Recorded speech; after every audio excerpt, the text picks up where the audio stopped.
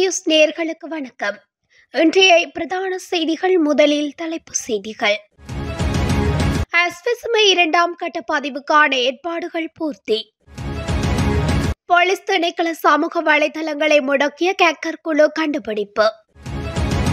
குடிபோதையில் அட்டகாசம் செய்த நாடாளுமன்ற உறுப்பினர். வளிமண்டலவியல் திணைக்களம் பொதுமக்களுக்கு விடுத்துள்ள அறிவுறுத்தல். இலங்கையில் சீனர்கள் நிதி மோசடி, வெளிநாட்டவர்களே அதிக பாதிப்பு. மண்வெட்டியால் தாக்கப்பட்டு மனைவி கொலை.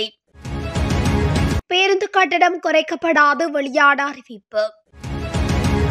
அரசியல்வாதியின் மனைவி உட்பட 5 அரசியல்வாதிகள் விரைவில் கைது. ஒருங்கிணைப்பு கூட்டங்களில் தனிமனித தாக்குதல்கள் சாடும் ஸ்ரீதரன். தொடர்வன விரிவான செய்திகள். அஸ்விஸ்மை நலன்புரி திட்டத்தின் இரண்டாம் கட்ட பதிவுக்கான ஏற்பாடுகள் பூர்த்தி செய்யப்பட்டுள்ளதாக நலன்புரி நிதிய சபை தெரிவித்துள்ளது. இதுவரை அஸ்விஸ்மை நலன்புரி கொடுப்பனவு கிடைக்கப்பெறாத தகுதியான குடும்பங்களை இனங்கண்டு நலன்புரி வசதிகளை வழங்குவது இதன் நோக்கமாகும். அதன் பிரகாரம் தற்போதைக்கு நாடளாவிய ரீதியில் அஸ்விஸ்மை இரண்டாம் கட்ட பதிவு தொடர்பான வழிகாட்டல் பயிற்சி நெறிகள் வழங்கப்பட்டுள்ளது. புத்தாண்டின் ஜனவரி மாதத்துக்குள்ளாக அதற்கான பதிவுகள் மேற்கொள்ளும் பணிகள் ஆரம்பிக்கப்படும் என்று நலன்புரி நிதிய சபையின் பணிப்பாளர் ஜெயந்த விஜயரத்ன குறிப்பிட்டுள்ளார். இலங்கை போலீஸ் திணைக்களத்தின் சமூக வலைதளங்களை முடக்கிய கேக்கர் குழு இனம் காணப்பட்டுள்ளதாக போலீஸ் ஊடக பேச்சாளர் தெரிவித்துள்ளார். போலீஸ் ஊடக பேச்சாளர் சிரேஷ்ட புத்திக மெனதுங்க இது தொடர்பில் மேலும் தெரிவிக்கையில், இலங்கை போலீஸ் திணைக்களத்தின் சமூக வலைதளங்களை முடக்கிய கேக்கர் குழு தற்போது அடையாளம் காணப்பட்டுள்ளனர். இவர்கள் இதற்கு முன்னர் அமைக்க ராஜாங்க பாதுகாப்பு திணைக்களத்தின் இணையதளம் மற்றும் இந்தியாவின் அரசாங்க இணையதளம் ஒன்றையும் முடக்கியிருந்தனர். தற்போதைக்கு போலீஸ் திணைக்களத்தின் யூடியூப் உள்ளிட்ட சமூக வலைதளங்களும் போலீஸ் திணைக்களத்தின் கட்டுப்பாட்டின் கீழ் கொண்டுவரப்பட்டுள்ளது. ஊடுருவிய கேக்கர்கள் மேற்கொண்ட மாற்றங்கள் மற்றும் ஊடுருவப்பட்ட தகவல்களை அளித்து புதிதாக நிறுவும் மென்பொருளை தற்போது நிறுவியுள்ளோம். இன்னும் ஓரிரு நாட்களுக்குள் போலீஸ் திணைக்கள சமூக வலைதளங்கள் மீண்டும் பயன்பாட்டுக்கு வந்துவிடும் என்றும் போலீஸ் ஊடக பேச்சாளர் புத்திக மெனதுங்க தொடர்ந்து தெரிவித்துள்ளார். நுவரெலியாவில் நாடாளுமன்ற உறுப்பினர் ஒருவர் குடிபோதையில் குழப்பம் ஏற்படுத்தியுள்ளதாக தகவல் வெளியாகியுள்ளது.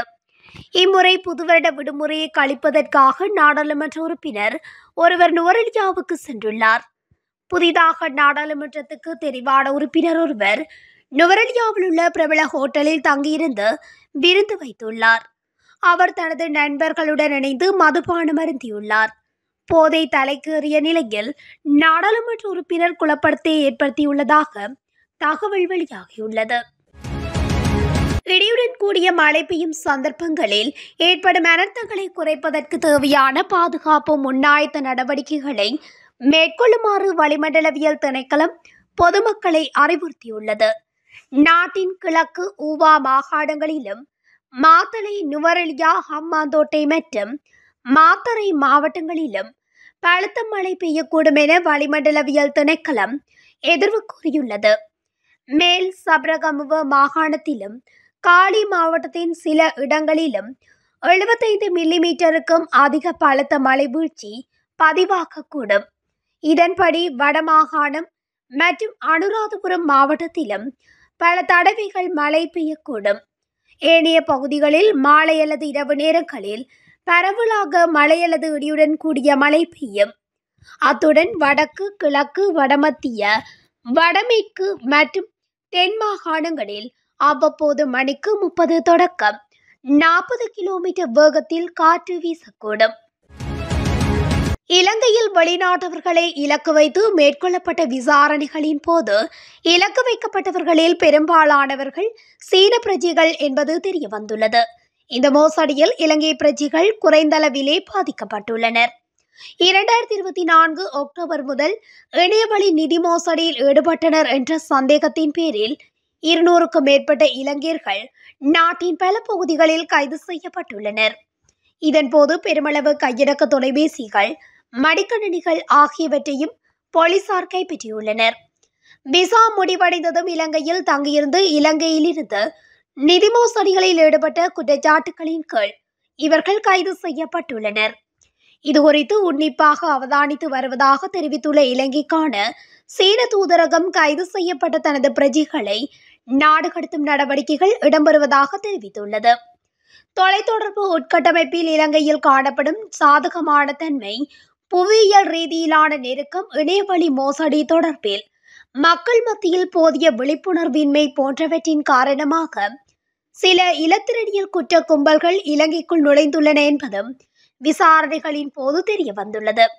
சீனாவைச் சேர்ந்தவர்கள் இலங்கையில் இருந்தபடி சீனாவிலும் வெளிநாட்டிலும் உள்ள தங்கள் நாட்டவர்களை இலக்கு வைக்கின்றதாகவும் தெரிவிக்கப்பட்டுள்ளது.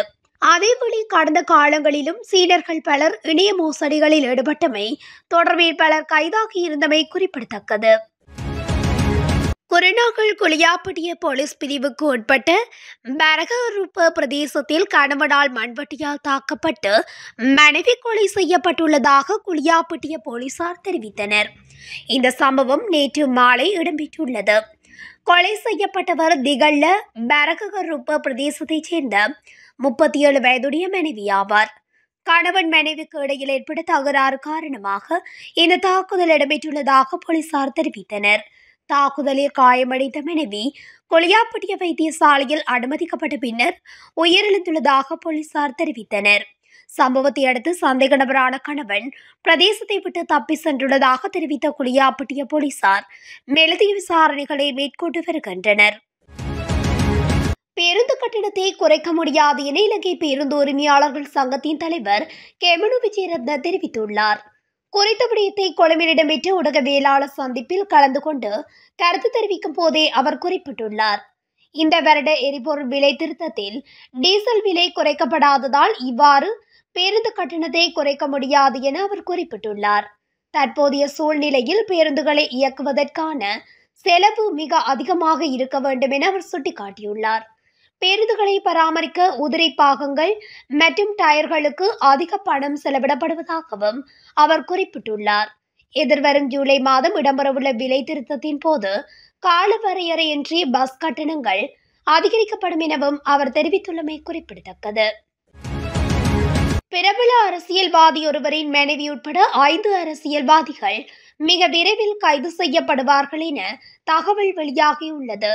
பல்வேறு மோசடிகள் மற்றும் ஊழல்கள் தொடர்பான விசாரணைகள் தொடர்பிலே இந்த கைதுகள் முன்னெடுக்கப்பட உள்ளதாக தெரிவிக்கப்படுகின்றது. குறித்த தகவலை அரசாங்க வட்டாரங்களை மேற்கோள் காட்டி சிங்கள ஊடகம் செய்தி வெளியிட்டுள்ளது. வெளிநாடுகளுக்கு வேலைக்கு ஆட்களை அனுப்புவதாக கூறி பணத்தை மோசடி செய்த அரசியல்வாதி, எதிர்க்கட்சியை பிரதிநிதித்துவப்படுத்தும் நாடாளுமன்ற உறுப்பினர், சுற்றுலா சபையின் முறைகேடுகளில் ஈடுபட்ட தலைவர்கள் என பலர் கைது செய்யப்பட உள்ளதாக கூறப்படுகிறது. இதற்கிடையில் மிக விமான ஒப்பந்தத்தில் மோசடிகளில் ஈடுபட்ட பிரதிவாதிகள் குழு மற்றும் மத்திய வங்கி பிணைமுறை ஒப்பந்தத்தில் குற்றம் சாட்டப்பட்டவர்கள் உட்பட 10க்கும் மேற்பட்டோர் தொடர்பிலான விசாரணைகள் துரிதப்படுத்தப்பட்டுள்ளன. இந்நிலையில் புதிய வருடத்தில் கிளீன் ஸ்ரீலங்கா தேசிய வேலை திட்டத்துடன் உத்தியோகபூர்வ செயற்பாடுகள் ஆரம்பித்து வைக்கப்பட்டமையும் குறிப்பிடத்தக்கது. யாழ்ப்பாணம் கிளிநொச்சி மாவட்ட அபிவிருத்தி குழு கூட்டங்களில் மக்கள் நலன் சார்ந்த எந்த ஒரு தீர்க்கமான முடிவும் எடுக்கப்படவில்லை என நாடாளுமன்ற உறுப்பினர் சிவஞானம் ஸ்ரீதரன் தெரிவித்துள்ளார்.